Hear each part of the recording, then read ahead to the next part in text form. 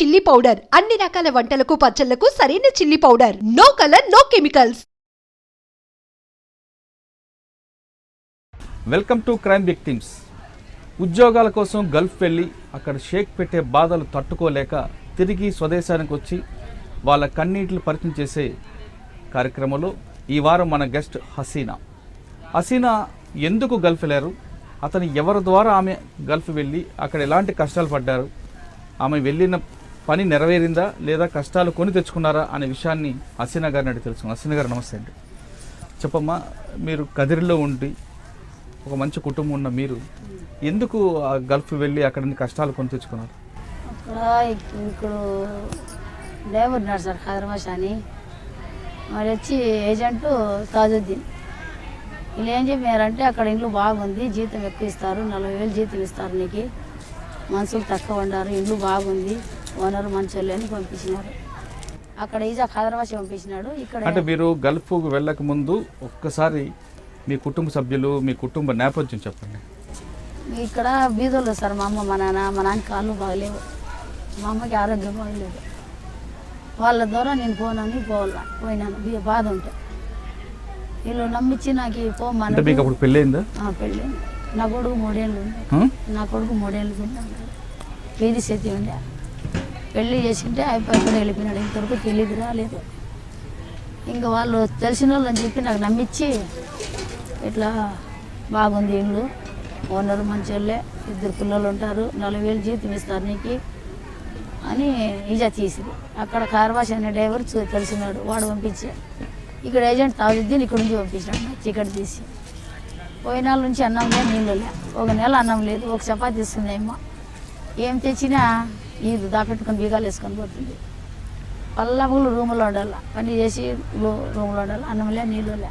అడిగితే రంపుకు వస్తుంది, కొట్టన వస్తుంది. నేను పోయి అంగడి తెచ్చుకుంటానంటే అక్కడ అన్నం అడిగితే కొట్టన వస్తుంది. ఏమి 1 రొట్టె ఇస్తాను, నీకు 1 రొట్టె నువ్వు తిను, లోపల రూములో ఉండు, బయటికి రాకూడదు, పని చేసే రూములో ఉండు, బయటికి పోకూడదు.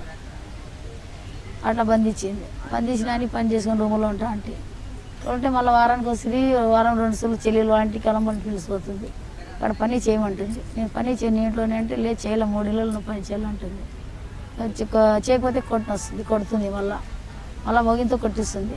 అయిపోయి కొడతాడు. వాళ్ళు టార్చర్ పెట్టింది. టార్చర్ పెట్టినాక మళ్ళీ వాళ్ళ అమ్మోళ్ళ ఇంటికి పోతే వారం ఉంటే ఆడ పని చేయాల.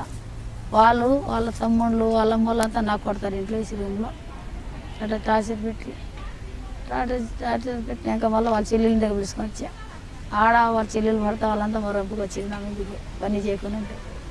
చేయలేదని అన్నం వేయలే. అన్నం వేయకుంటే వేరే పని మనుషులు కిటికీలోంచి ఇట్లా విసిరేస్తారు, నీళ్ళు బాటిల్ చిన్నది అన్నం. అది తిని అట్టే గడిపినాను. గడిపినాక రాగా ఇంక ఊరు పంపించాలంటే ఊరు పంపించమన్నారు. 2 లక్షలు నువ్వు కట్టు పంపిస్తాం నీకు అంటే పంపించము అని అట్లే బంధించి ఊళ్ళో. అట్లే 2 నెలలు ఒకసారి పడుతుంది అన్నంలే. మళ్ళా 2 నెలలు అయిపోయినాక 2 లక్షలు కడితే పంపిస్తాంలే అని నీకు పంపించమని వాళ్ళకి 1.5 లక్ష కట్టినా అప్పు చేసి. 1.5 లక్ష కడితే వచ్చేదాన్ని ఇక్కడ అప్పు చేసి వడ్డీకి ఇచ్చి ఇలాంటి చచ్చిపోతా చంపేస్తాను ఆ రోజు. ఇప్పుడు 5 నిమిషాల డబ్బులు నీకు చేరితే మేము పానంతో వదులుతాం నీకు, లేదంటే పానం తీసేస్తామన్నారు. మీకు జీతం ఇవ్వాల్సింది పోయి వాళ్ళ మీద డబ్బులు ఎందుకు అడుగుతున్నారు? జీతం ఇలా సార్, జీతం ఏమన్నారు, మేము జీతము 2 లక్షలు ఖర్చు పెట్టి నీకు పిలుచుకోండి. ఇక్కడ 2 లక్షలు కడితే ఇంటికి పంపిస్తాము, నీకు జీతంలే ఏమీలే. అచ్చా, మీ 2 లక్షలకి బ్రోకర్ మీకు అమ్మేశాడు? 2 లక్షలకి తీసుకోండి, మీకు తాజుద్దీను ఖైరవాష్ ఇచ్చిండేది నాకు. నేను మేడం చెప్పి ఆయన చెప్పింది 2 లక్షలు తీసుకుని ఇచ్చినాము. ఆ 2 లక్షలు కడితే ఇక్కడ నీకు పంపిస్తాము, లేదంటే ఇక్కడ చంపిస్తాము నీకన్నా. ఇంటికి ఫోన్ చేసేసరికి మా అమ్మ వాళ్ళు అప్పు చేసి పంపించింది, రూమ్లో బంధించేసినారు. అలా సరేలేని టికెట్ ఓకే అని చెప్పి మళ్ళీ అనేక సార్లు ఇబ్బందులు పెట్టి తీరా వచ్చేటప్పుడు కానీ నైట్ 2 గంటలప్పుడు గేట్ కాడ మనుషులకి పెట్టి బట్టలు ఇప్పని చెప్పి మధ్యలో బంధించేసి ఎంటికి తీయని అని చెప్పి ఇన్ని కట్ చేసుకొని అన్నీ చాలా ఇబ్బందులు పెట్టినారు. ఎందుకు జుట్టుంది కట్ చేశారు ఏమో తెలీదు, కానీ వాళ్ళు పోలీసు లేడీస్ అని చెప్పి పంపినారు. ఆడవాళ్ళకి 3 వచ్చినారు వాళ్ళు. వీళ్ళు ఇంట్లో మనుషులంతా మగవాళ్ళు ఆడవాళ్ళంతా గేట్ కాడ ఇంట్లో ఇంకా ఆడవ మనిషి నైట్ 2 గంటలకి నేను దొంగతనం చేసింది అనమాట. అట్లా చేసి బట్టలు ఓపెన్ చేసినారు. బట్టలు ఓపెన్ చేసి నువ్వు వెనక్కి తిరుగు, ముందరికి తిరుగు, అట్లా తిరుగు, ఇట్లా తిరుగు అని అన్నీ చెక్ చేసినారు. చెక్ చేసి ఇది చేసినారు. మళ్ళీ ఒళ్ళ మీద బట్టలు తీసుకున్నారు వాళ్ళే, చెప్పులతో సహా నావి, నా బుర్కాతో సహా, బట్టలతో సహా అన్నీ ఏమి ఇలా నాకు. పాత బురక పక్కన వాళ్ళు ఉంటే వాళ్ళ దగ్గర ఇప్పించుకొని ఇంకా బండ్లు ఎక్కేటప్పుడు ఒళ్ళ మీద ఒకటి నైట్ ఇచ్చేసినారు అంతే. నావన్నీ తీసుకున్నారు. తీసుకుని ఇంకా బురకా కానీ లేదు, ఓపెన్గా ఎట్లా వచ్చేది రోడ్లకి. ఏడ్స్తా అంటే బయట ఇట్లా పండుకొని నైట్ ఏరే వాళ్ళు వచ్చి అప్పుడు చెప్పులు, బురకా, బట్టలన్నీ ఇచ్చి ఏడ్సద్దమ్మా బాధపడ్డదు మేము ఇస్తాంలేని ఇచ్చి మళ్ళీ టికెట్ 2 గంటలకు తెచ్చిచ్చి అటు చేసినారు. అటు చేసి బయట పంపించింది. బయట పంపించినాక ఈ డ్రైవర్ వచ్చా పిలుచుకున్నాడు. అంటే కాళ్ళు చేతులు పట్టుకున్నాడు. ఆమెకు చంపేసి మా వాళ్ళు మాకు చంపేస్తారు అక్కడ పోతే, అమ్మకి మీరు వదిలేయండి అంటే మేము విడిచిపెట్టాము, నువ్వు ఎవరు చెప్పేదానికి, నువ్వే అమ్మకి ఎత్తుకొని వ్యభిచారం చేపిస్తాడు బయట అని ఇట్లా తగలగట్టి వాళ్ళకి మరి అన్నీ ఇది చేసుకుంటాము. ఇది చేసుకుని మళ్ళీ చాలా ఇబ్బంది పెట్టి వచ్చేటప్పుడు అన్నంలే నీళ్ళలే ఏరేమో ఇస్తా అంటే ఆమె మీదకి గొడవ చేసి నీ పంపి ఊరికి మేము చంపేస్తాం నీకు అని చెప్పి మళ్ళీ చాలా ఏదో ఏరే విధంగా టార్చర్ పెట్టి అంతా నాకు. అంటే మీరు వంట చేయడానికి వెళ్ళారు అక్కడికి. వంట చేయడానికి గల్ఫ్లో ఎవరింటికి వెళ్ళినా ఆ చుట్టుపక్కల వాళ్ళందరూ తీసుకొచ్చి వాళ్ళు పరిచయం చేయడం, వాళ్ళ పట్ల శారీరకంగా సెక్స్గా వాడుతారనేది ఒక వార్త ఉంది. అది నిజమేనంటారా? అది నిజమే అంటే సార్, మనం పోతే మనకు చేస్తారు, వాళ్ళు ఇంట్లో చేస్తారు. మనం భద్రంగా ఉండాలా, రూమ్లోంచి బయటకు పోకూడదు. రూమ్లోంచి బయటకు ఎట్లా చేస్తే వాళ్ళు చేసేది నిజమే. అట్లని ఇద్దరికి చంపేసినాడు పక్కనే. నేను ఉన్నానే రియాజ్లో సౌదీలో, ఇద్దరు చంపేసినారు ఫిలిపీన్స్కి. అట్లే వాళ్ళే ఇంటి మనుషులే, వాళ్ళే రేపు చేస్తారు, వాళ్ళే పానాలు తీసేస్తారు. అనవసరంగా పట్టుకుంటారు రూముల్లో ఉన్నా కానీ మా మీదే శిక్ష వేస్తారు. నాకు కానీ అట్లా వేసినారు. మా పిల్లడు వచ్చి వాకిలు కొట్టినాడు. కొట్టింటే నేను తీయలేదని కొట్టి వాళ్ళ అమ్మ నాయన పిల్లోడు కేసు పెట్టినారు నా మీద. పోయి పోలీస్ స్టేషన్లో పోయి వాళ్ళకి పోలీసులు పిల్లంపిరి. పోలీసులు పిలితే ఏమా ఎందుకు నువ్వు గొడవ చేసినావు అంటే నేను అడిగేది. నేనేంటే నేనేం గొడవలు చేయలేదు సార్, నేను ఆ పని నేను చేసుకున్నా. అదో మధ్యాహ్నం పోయి రూమ్లో ఉండా, ఆ పిల్లోడు వచ్చి రోజు తలుపుతారు. నేను తీయలేదని కొట్టినాడు. కొట్టిండే నేను నంపుకేసుకున్నా కొట్టినాను. వాళ్ళ అమ్మ వాళ్ళ ఆయన ఇసుకాన ఎత్తుకొచ్చి ఆఫీస్లో వదులుతామని పోలీస్ స్టేషన్లో కేసు పెట్టినా తీసుకొచ్చి. ఆ పిల్లోడు ఎందుకు తలుపు కొట్టాడు? తప్పుగా ఇది చేయాలని సార్, రూమ్లో వచ్చి ఇది చేయాలని. మళ్ళీ వాళ్ళు అట్లా చేసి మా మీద వేసేస్తారు. అమ్మ అట్లా చేసింది మాకని, వాళ్ళదే జరుగుతుంది, అక్కడ మంది జరగదు. అట్లా చాలా మంది మోసపోయినారు, చాలా మంది అక్కడ ఇరుక్కుపోయినారు. చెప్పకూడదు, బాగా చాలా ఇబ్బంది పడుతున్నారు. దయచేసి ఇక్కడ వాళ్ళు మన ఆంధ్ర వాళ్ళు ఏమన్నా కాపాడి వాళ్ళకి తెలుసుకుంటే వాళ్ళు పానంతో వస్తారు. 3/4 భాగం చనిపోతుంటే 1/4 భాగం ఇక్కడ రాలేక అక్కడ ఇరుక్కుపోయినాడు సార్ చాలా మంది మొగోళ్ళాడాలంతా. కానీ అక్కడ తండ్రి కొడుకు కలిపి సెక్స్ చేస్తుంటారట, నిజం? అందరూ అదే చేస్తారు సార్, చేస్తారు. అదేమో వాస్తవమే. అక్కడ జరిగేది అన్నీ అవి. ఇప్పుడు పోతే ఇళ్ళల్లో పని కానీ పోయేది, కొడుకు పక్క తండ్రి పక్క అన్నీ చేస్తారు. మళ్ళీ చేసి మా మీదకి వేసేస్తారు. కాల్చిన మాకే పానం తీసేస్తారు, ఉరిగానే వేసేస్తారు. కాల్చిన చేతులు కళ్ళు తీసేస్తారు. వాళ్ళే చేసి తప్పు. మరి పోలీసులు ఉంటారు కదా? పోలీసులు విన్నారు సార్, అంతా ఒకటే కదా. వాళ్ళు మాకే చెప్తారు, నువ్వు చేయింది ఎందుకు వస్తారు వాళ్ళు, నువ్వు పిలిచింటే నువ్వు చేసింటే వాళ్ళు వచ్చింటారు, అంటే ఎందుకు వస్తారు అని అడుగుతారు మాకి. అట్లా చాలా మాటలు నాకు చేసినారు సార్ వాళ్ళు. అట్లా నాకు పిలిచిరు పోలీసు వాళ్ళు, ఎందుకు ఏమైనా గొడవ చేసినా అంటే, సార్ గొడవ నేనేం చేయలేదు, నేను ఇంటి పనికి వచ్చినాను, ఇంటి పని నేను చేసుకున్నాను, నా పని అయిపోయింది, నా రూమ్లో నేను ఉండాను, నాకు అనవసరం ఇంకా ఏం లేదు కదా. నా రూమ్లో నేను నాకు సారిసరిగా పిల్లోడు, పెళ్లి కాని పిల్లోడు వచ్చి వాకిలు కొడతాడు నాకు నైట్ 1 గంటకి 2 గంటలకి 3 గంటలకి. ఏం అవసరం సార్, వాకిలు ఎందుకు కొడతాడు నాకు, నాతో ఏం పని వానికి అంటే, మా పని ఉండదేం పిలిచినాడేమో, పనికి లేదు సార్, కొట్టకూడదు అట్లా, వాడు కొట్టినాడు నేను కొట్టినామానికి, దాంట్లో తప్పేముంది సార్ అంటే, సరేలేమ్మా మీ పిల్లోనికి పిల్లంపు, మీ పిల్లోడు ఎందుకు కొట్టినాడు అమ్మ పోయి అట్లా వాకిలి కొట్టకూడదు కదా, మంచిది కాదు కదా పద్ధతి అంటే, లేదు సార్ అమ్మ చెడుగా చెప్తాంది, మా పిల్లలు అట్లా చేయరంటారు వాళ్ళు.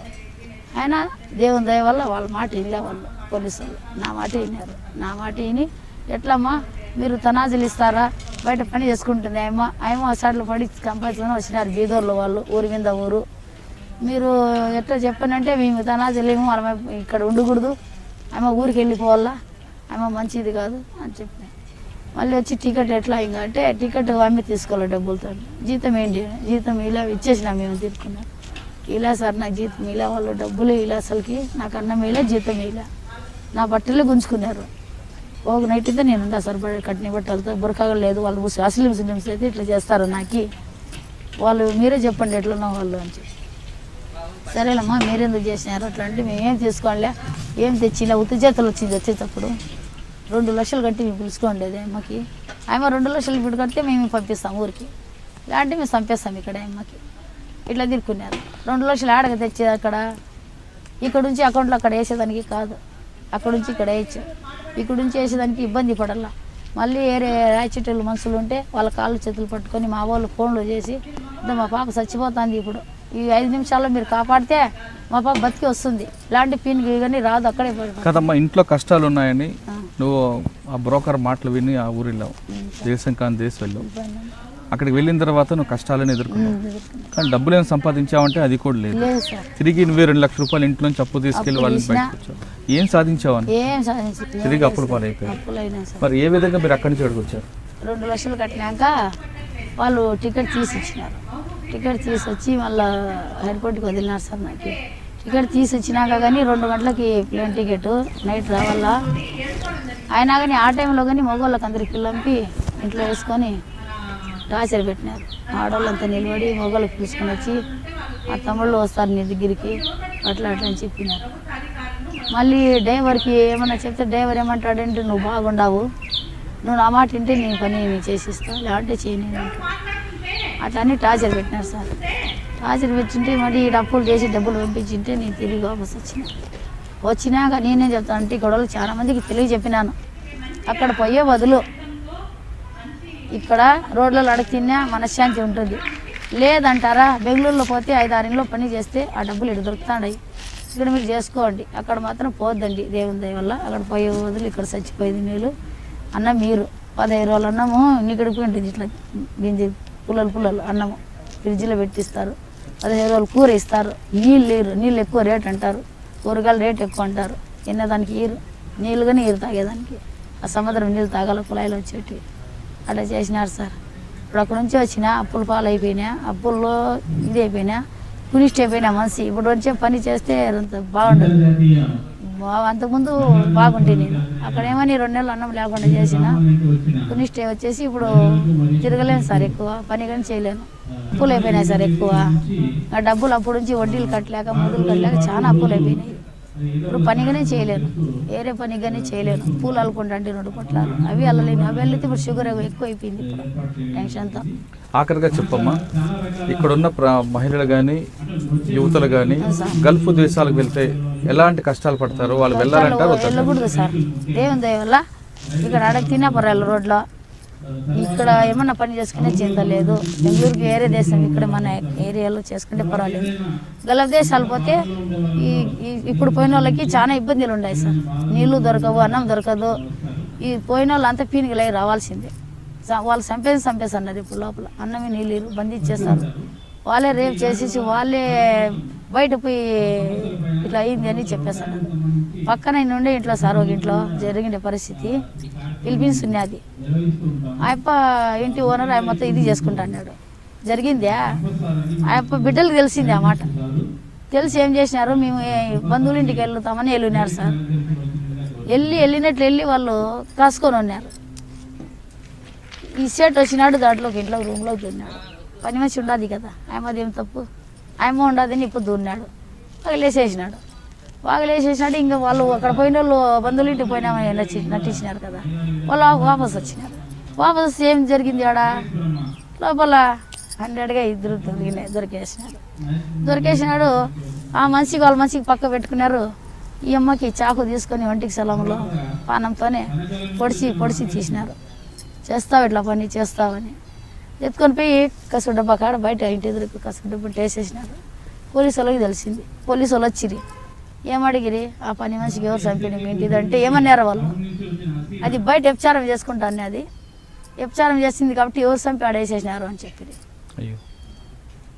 పోలీసు వాళ్ళు ఏం చేస్తారు ఇంకా ఏమో అట్లా పని చేసిందేమో అట్లా జరిగిందేమో అందుకే అట్లా జరిగింది అమ్మకి మీరు చూడలే మేము చూడలే తప్పు అమ్మదే పాయ మనిషి బిడ్లు పాయ తల్లిదండ్రి పోయి నమ్ముకునే వాళ్ళు అక్కడ పోయిన దానికి పైసాలే మనిషిలే మా బిడ్డ ఉంది ఇంకా వస్తుంది ఇంకాలే ఎంతమంది సార్ అట్లా చంపేసాండేది నా కళ్ళ ఎన్నో చూసినా నేను ఏమంటే నాకు దేవుడు కాపాడి నేను మంచి చేసినా కాబట్టి ఆ దేవుడు నా ఐపుల మీద నేను చనిపోయేదాన్ని సార్ వచ్చినా తిరిగి ఇవాళకి పీనికి మన్ను అయిపోద్ది నేను అక్కడే వేసేసారు నాకు 5 నిమిషాలు నాకు టైం ఇచ్చింది 5 నిమిషాలు అక్షాట్లో పడి రాయచీటీలో ఫోన్లు చేసి అక్కడ ఉంటే మనుషులు వాళ్ళ పళ్ళంపి నా దగ్గర పంపించి మనుషులకి తెలిసిన వాళ్ళు డబ్బులు కట్టండి అమ్మకి చంపేస్తారంటే అప్పుడు డబ్బులు కట్టి 2 లక్షలు కట్టింటే అప్పుడు టికెట్ తీసి ఇచ్చి టార్చర్ పెట్టి పంపించిన డబ్బులు కట్టాక కానీ వాళ్ళ మీద బట్ట లేకోకుండా. ఇక్కడికి వచ్చిన తర్వాత మీ కుటుంబ సభ్యులు మీకు ఏ విధంగా ఆదరించారు? బాగా చూపించింది సార్, ఏడ్చి బాధపడి అంతా.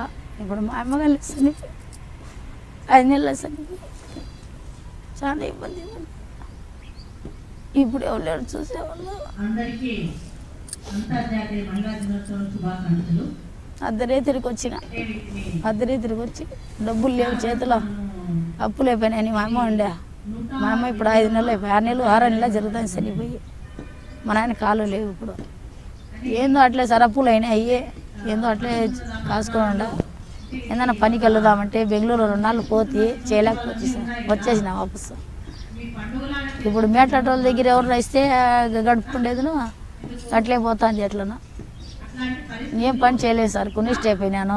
అప్పులు కానీ కొన్ని ఉన్నాయి, చూడాలి అవి ఎట్లా చేసి అట్లా పరిస్థితి అయింది సార్. అక్కడ పోయి ఇట్లా మిగులు వచ్చినాము. దేవుని దయ వల్ల ఇక్కడ వాళ్ళకి ఇంకా పోవద్దు నేను అందరికీ తెలియజేస్తాను. డబ్బుల కోసం గల్ఫ్ వెళ్ళి అక్కడ ఒళ్ళు గొళ్ళు చేసుకొని తిరిగి భారత్ వచ్చిన హసీనా ఇకపై ఎవరు కూడా అటువంటి ప్రాంతాలకు వెళ్ళొద్దు, కష్టాలు కొని తెచ్చుకోవద్దు, ఉన్న దాంట్లోనే సంపాదించుకోండి, ఇక్కడ కుటుంబ సభ్యులను జాగ్రత్తగా చూసుకోండి అంటూ ఆమె సలహా ఇస్తున్నారు. ఇది ఈ వారం హసీనాతో ఎక్స్క్లూజివ్ ఇంటర్వ్యూ. వచ్చే వారం మరో గెస్ట్తో మళ్ళీ కలుద్దాం. అంతవరకు నమస్కారం.